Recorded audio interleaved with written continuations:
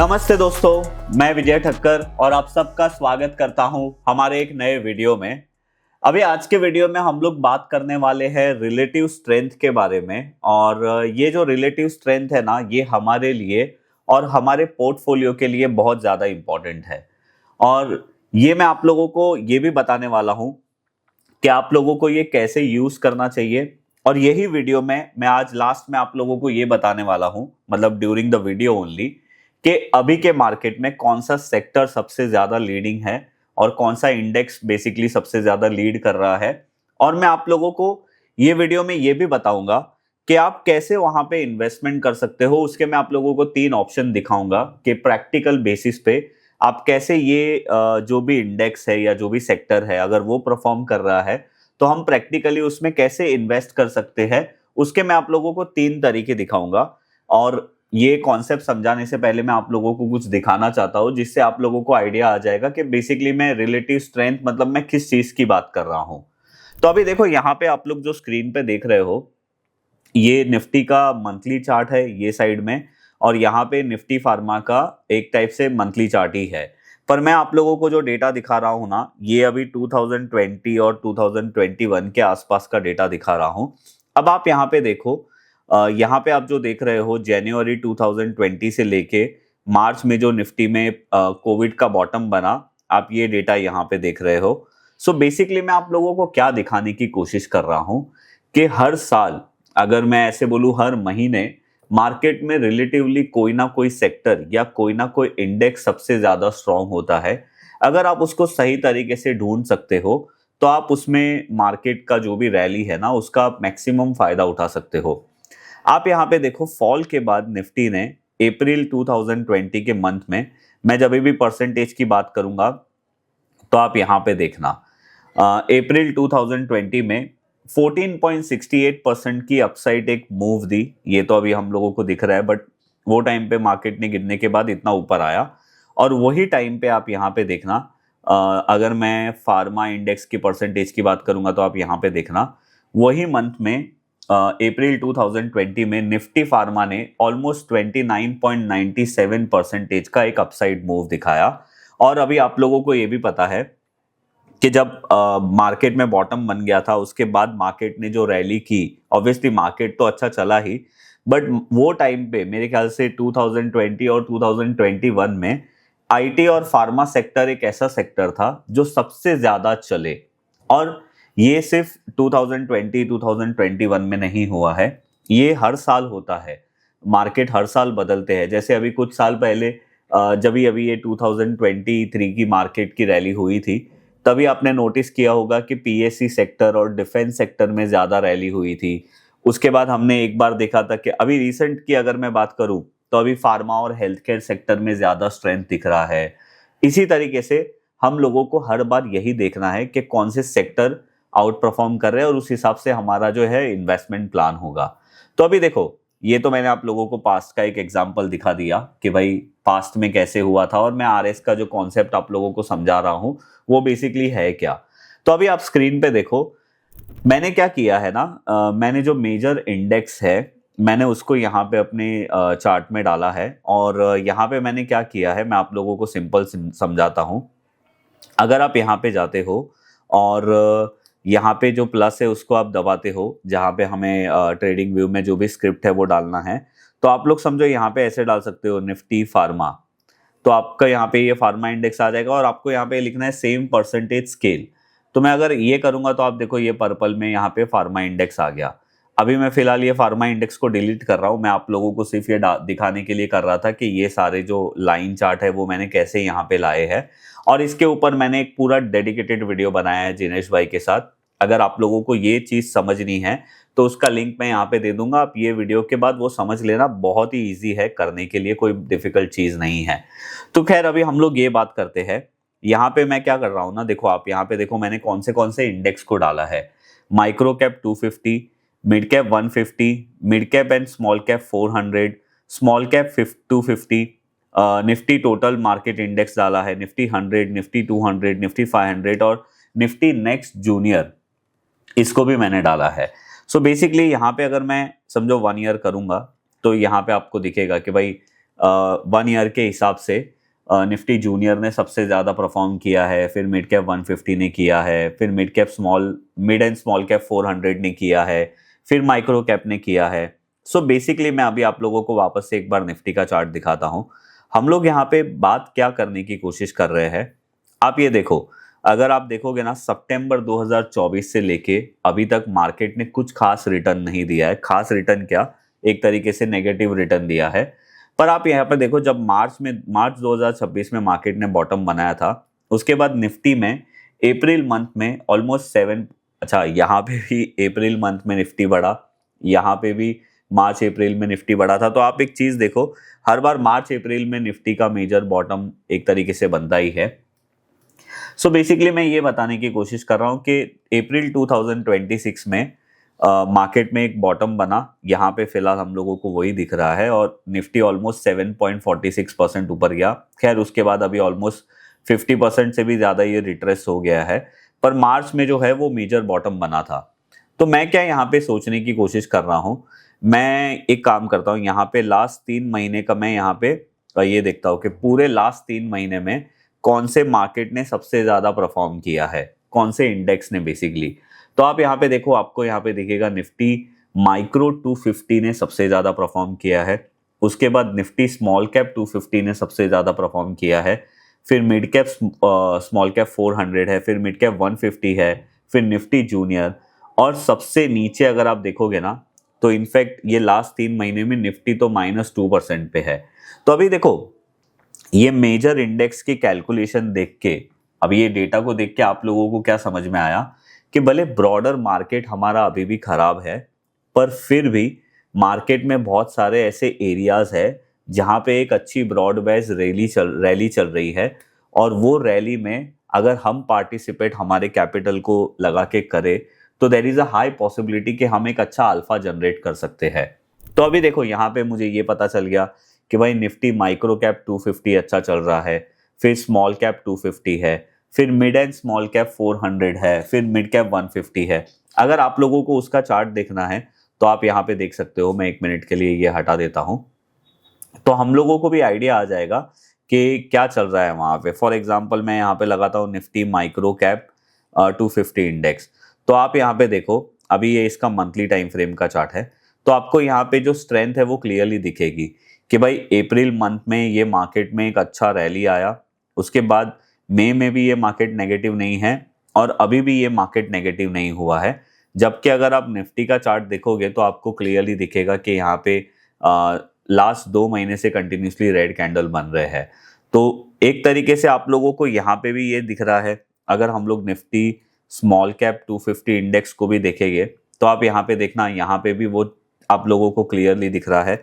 और अगर आप निफ्टी मिड कैप 150 इंडेक्स का चार्ट देखते हो तो यहाँ पे हम लोगों को एक और नई चीज पता चल रही है।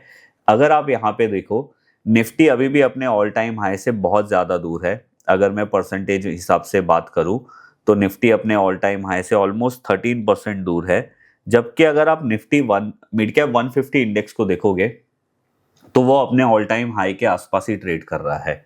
अब आप मुझे बोलोगे, विजय भाई इतनी सारी चीज आपने दिखाई, तो इसमें रिलेटिव स्ट्रेंथ की बात क्या है, जो आपने शुरू में बताया था उसका क्या लॉजिक है। तो देखो, यहाँ पे हम लोगों को एक चीज बहुत ही क्लियरली पता चल रहा है कि माइक्रो कैप है, स्मॉल कैप 250, मतलब स्मॉल कैप इंडेक्स है, मिड कैप इंडेक्स है और माइक्रो कैप इंडेक्स है। ये इंडेक्स अभी मार्केट में सबसे ज्यादा आउट परफॉर्म कर रहे हैं, और there is a high possibility कि जब मार्केट भी आउट परफॉर्म करने लगेगा, मतलब निफ्टी भी थोड़ा बहुत चलने लगेगा, तो बहुत ही ज्यादा हाई पॉसिबिलिटी है कि माइक्रो कैप, स्मॉल कैप और मिड कैप इंडेक्स सबसे ज्यादा चलेंगे, क्योंकि वो अभी भी ऐसे मार्केट में ऑलरेडी चल रहे हैं। तो अभी ऐसे सिचुएशन में हमारे पास एज अ इन्वेस्टर ऐसे सारे रैली में पार्टिसिपेट करने का ऑप्शन क्या क्या है, वो सबसे बड़ा इंपॉर्टेंट क्वेश्चन है। तो देखो, आपके पास ब्रॉडरली 3 ऑप्शन है। एक ऑप्शन ये है कि आप डायरेक्ट माइक्रो कैप 250 इंडेक्स के अंदर जो भी 250 स्टॉक्स है उसको स्कैन करो, और उसके अंदर जो भी स्टॉक में आपके पैटर्न के हिसाब से ब्रेकआउट हो रहे हैं या आपके मेथड के हिसाब से जहां पे भी बाय बन रहा है आप वहां पे पार्टिसिपेट कर सकते हो। दूसरा ऑप्शन है ETF का, कि आप भाई ये जो स्मॉल कैप 250 इंडेक्स है उसके ईटीएफ में इन्वेस्टमेंट कर सकते हो। आप मिड कैप 150 इंडेक्स के ईटीएफ में इन्वेस्टमेंट कर सकते हो। आप कोई फॉर एग्जांपल अगर फार्मा इंडेक्स चल रहा है तो आप उसके ईटीएफ में इन्वेस्टमेंट कर सकते हो। और तीसरा और सबसे बेस्ट और सबसे ज्यादा सेफ इन्वेस्टमेंट ऑप्शन है म्यूचुअल फंड का। भाई अभी आपको ये समझ में आ गया है कि भाई स्मॉल कैप या मिड कैप इंडेक्स चल रहा है तो आप क्या कर सकते हो, वो इंडेक्स में जाके वो स्पेसिफिक म्यूचुअल फंड में जाके आप इन्वेस्टमेंट कर सकते हो। तो मैं एक बार एक एक करके आपको सारी चीजें समझाता हूँ।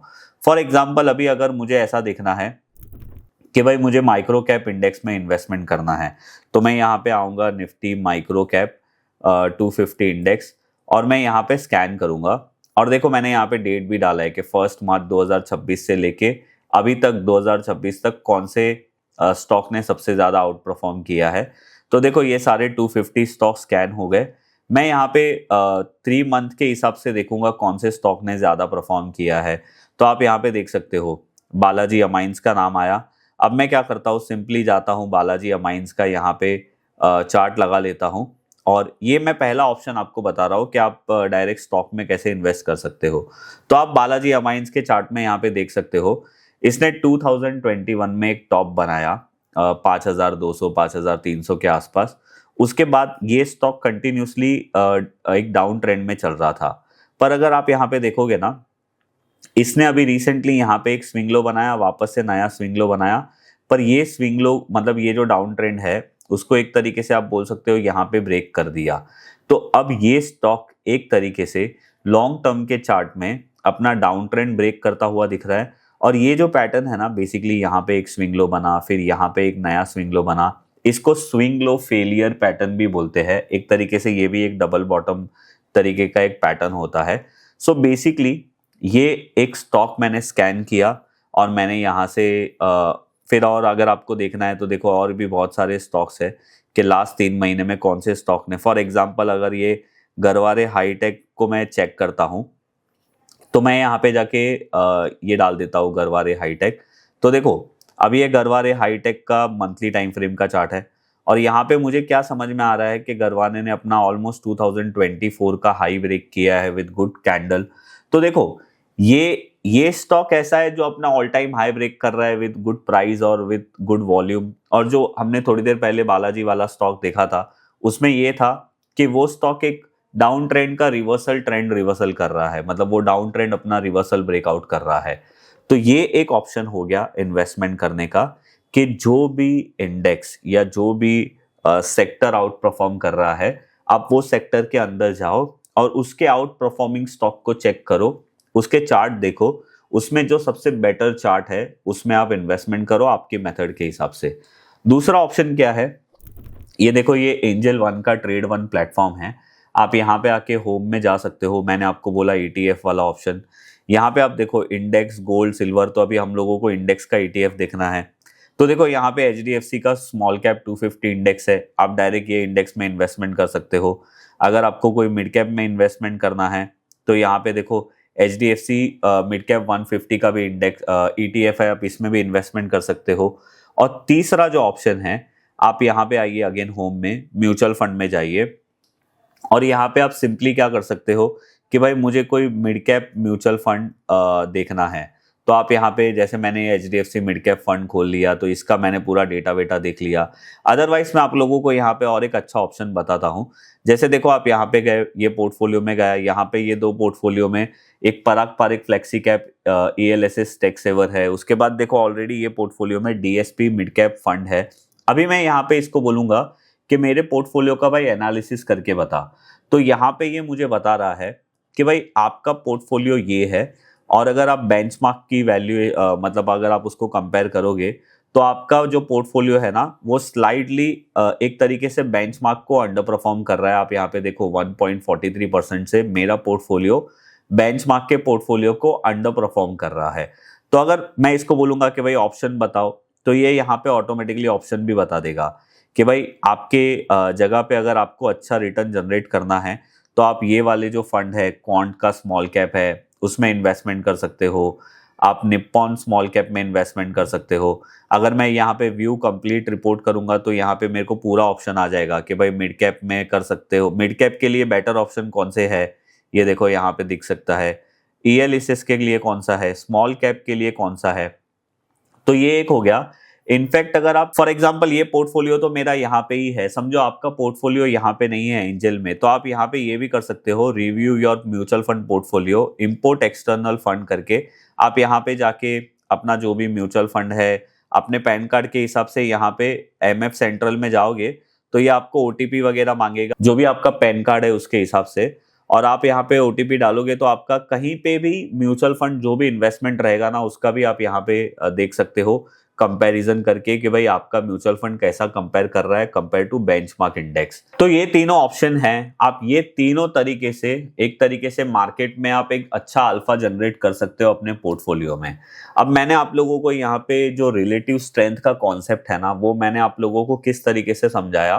देखो मार्केट में है ना हमेशा कुछ ना कुछ अच्छा चलता ही रहता है, तो एज अ ट्रेडर या एज अ इन्वेस्टर हमारा काम क्या होता है कि भाई हम लोग सारे सेक्टर को या सारे मेजर इंडेक्स को हम लोग कंपेयर करें एक सेम टाइम ड्यूरेशन में। उसमें से जैसे अभी हम लोगों को यहाँ पे ये पता चला कि भाई माइक्रो कैप, स्मॉल कैप और मिड कैप जो है वो सबसे ज्यादा आउट परफॉर्म कर रहा है।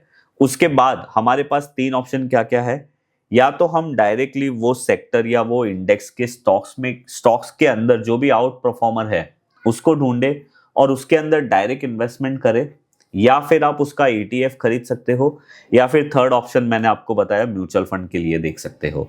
तो ये तीनों तरीके से आप एक तरीके से मार्केट में अपने पोर्टफोलियो में एक अच्छा रिटर्न जनरेट कर सकते हो। और मैंने अभी के हिसाब से आप लोगों को ऑलरेडी बता दिया, जैसे आप यहाँ पे स्क्रीन पे भी देख सकते हो कि अभी का जो सबसे अच्छा मार्केट लीडर है या फिर एक मार्केट का सबसे टॉप लीडर अभी आप बोल सकते हो वो है micro cap, small cap, mid and small 400 and mid cap 150। ये इंडेक्स एक तरीके से मार्केट के अभी लीडर है। और मुझे ऐसा लग रहा है कि अगर आने वाले टाइम में मार्केट मतलब निफ्टी एक अच्छा रिटर्न देता है या निफ्टी और अच्छा होता है तो ये 3-4 इंडेक्स है जो सबसे ज्यादा मार्केट में आउट परफॉर्म कर सकते हैं। तो आई होप आप लोगों को आज का ये हमारा वीडियो अच्छा लगा होगा। अगर आप लोगों को अच्छा लगा है तो आप मुझे नीचे कमेंट्स में ज़रूर बताइए और अपने फ्रेंड्स और फैमिली के साथ ज़रूर शेयर करिए। और अगर आप हमारी SEBI registered research analyst service के बारे में ज़्यादा जानना चाहते हो तो उसकी भी लिंक मैं नीचे डिस्क्रिप्शन में दे दूंगा, आप वहाँ पे जाके चेकआउट कर सकते हो। और अगर आप लोगों को ऐसा लगता है कि ये वीडियो में आपने कुछ भी अच्छा सीखा है तो आप हमारे वीडियो को लाइक ज़रूर करिए। मैं मिलूंगा आप लोगों को ऐसे कोई नेक्स्ट वीडियो में, तब तक के लिए बाय बाय।